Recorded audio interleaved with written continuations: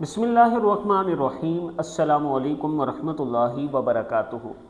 अगर आप कामयाब होना चाहते हैं तो इस्तगफार कसरत से किया करें। इस्तगफार की तौफीक तुम्हारे कामयाब होने की पहली निशानी है।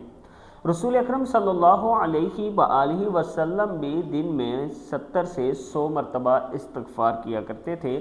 और तुम्हें अगर रिस्क में तंगी है तब भी इस्तगफार कसरत से करो, अगर कर्ज है तब भी इस्तगफार कसरत से करो। इस्तगफार के साथ मांगा करो, अल्लाह ताला ज़रूर अता करने वाला है।